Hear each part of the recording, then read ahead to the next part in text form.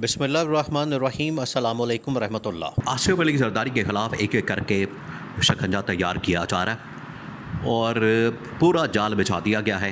एक एक करके जो शतरंज की चाल है वो खेली जा रही है, पूरी बिसात बिछाई जा रही है ताकि कोई रास्ता ही ना बचे, ऐसा कोई लूप होल ना बचे, ऐसी कोई पतली गली ना मिले। ये इनके पास समझें कि अल्टीमेटम और डेडलाइन है ईद तक की, ईद की छुट्टियों की। ईद की छुट्टियों में जाएं, कुर्बानी करें, गोश्त खाएं, आराम से बैठे बात करें, पार्टी के साथ मीटिंग करें, मुलाकातें करें, राब्ते करें और फ़ैसला करें। अगर इन दिनों के अंदर ये फ़ैसला नहीं कर पाते तो ईद के बाद आखिरकार इनकी कुर्बानी का वक्त आ जाएगा और ईद के बाद बड़ी कुर्बानी होगी। वो ना सिर्फ ऐवान सदर के अंदर बैठे हुए आसिफ अली जरदारी की कुर्बानी होगी, बल्कि उसके अंदर मौजूदा जो गवर्नमेंट है उसके बाद जैसे बजट पेश कर दिया जाएगा, कारकर्दगी रिपोर्ट फिर फील्ड मार्शल के सामने, जनरल आसिम के सामने रखी जाएगी और फिर उसके बाद रंदा फेर दिया जाएगा। बहुत बड़ा रंदा फिरने वाला, बहुत बड़ा रगड़ा फिरने वाला इनकी बारी आने वाली है। अब होने क्या जा रहा है देखें, इस हवाले से 3-4 सिनारियो ऑप्शन टेबल के ऊपर मौजूद है।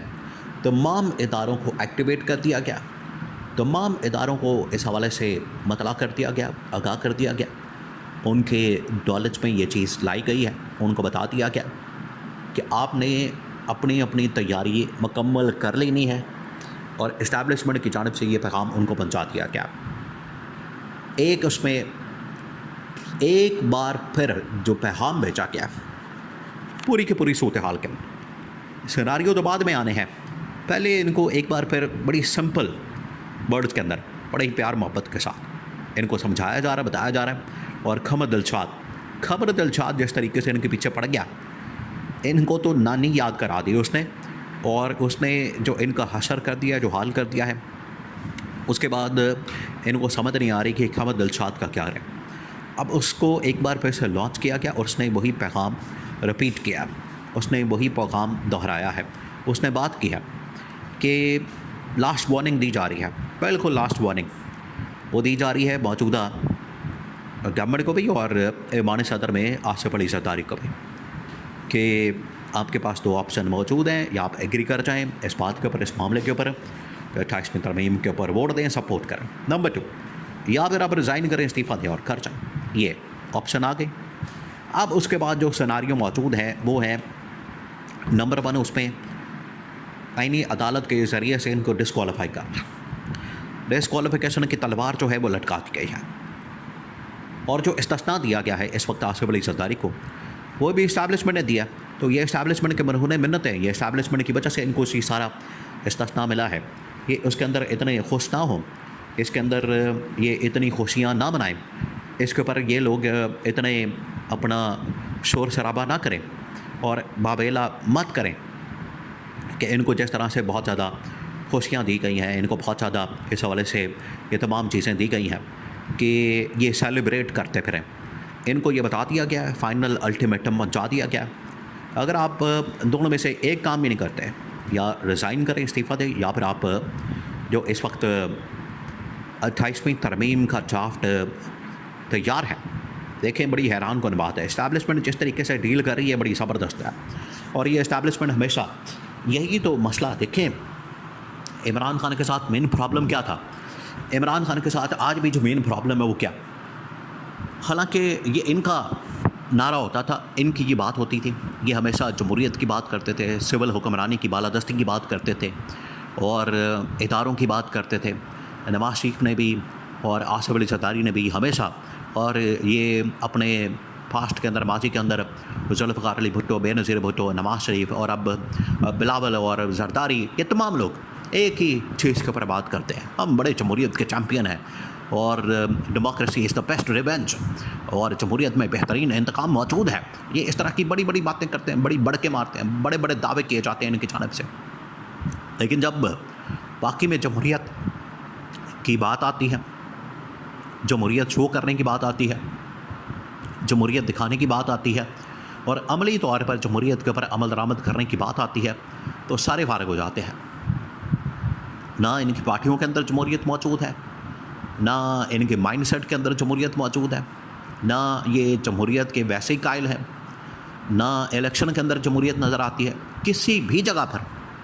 अभी रीसेंट एग्जांपल आप देख लें, बिलावल का रवैया, जमहूरियत के बड़े चैम्पियन बनते हैं, इंसानी हुकूक के, ख़वातीन के हुकूक के, औरत कार्ड और औरत मार्च और इंसानी हुकूक, ख़वातीन के हुकूक, इनकी जानिब से सबसे ज़्यादा बातें की जाएगी। उसकी आड़ में तो असल में ये जितने भी इंटरनेशनल फंडिंग करने वाले इदारे हैं उनसे पैसा खा के असल में डिकार नहीं मारते।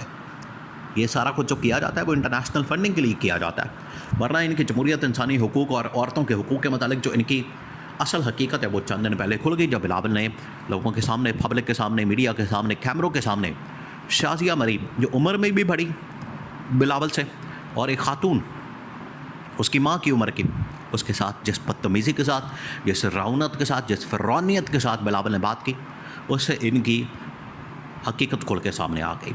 इनका पर्दा, इनका जो असल चेहरा वह बेनकाब हो गया, और कितना बदतरीन किस्म का, बदनुमा किस्म का और कितना बदशक्ल किस्म का इनका चेहरा वो असल सामने आ गया।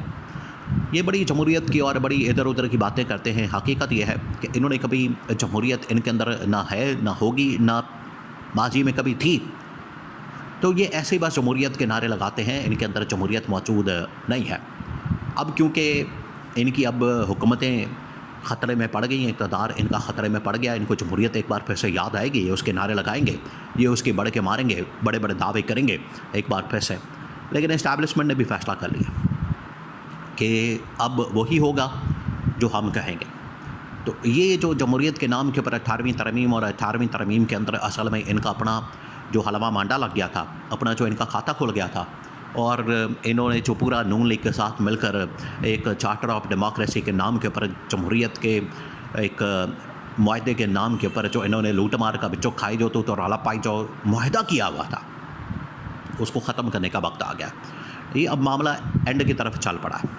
तो इनको बता दिया क्या कि आप दो ऑप्शन में से काम करें, या फिर पूरा जाल आईनी अदालत के ज़रिए से, नैब के ज़रिए से, डिस्क्वालिफिकेशन के ज़रिए से, फिर करप्शन केसेस उनकी भरमार करके, और इस्तिस्ना जो इन लोगों ने ले रखा है, इस्तिस्ना तो वजूद ही नहीं रखता, ना उसका वजूद जमहूरियत के अंदर मौजूद है। जमहूरियत का तो बेसिक जो प्रिंसिपल है, असूल है, वो तो है ही अकाउंटेबिलिटी। आप अकाउंटेबिलिटी के लिए हर वक्त तैयार हो।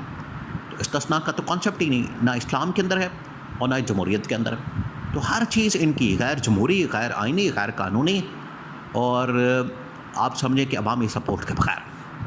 तो इनके साथ पर यही होगा जो इन्होंने बोया, जिस तरीके से इन्होंने इमरान खान के ख़िलाफ़ ये साजिश की, आज इनके साथ वो होने जा रहा है। इमरान खान हालांकि जेल के अंदर मौजूद है, और बाहर देखें इनकी लड़ाई आपस में किस तरह से एक दूसरे के साथ इट कुत्ते का बैर शुरू हो गया। ये इनकी सूरत हाल अब बन चुकी है।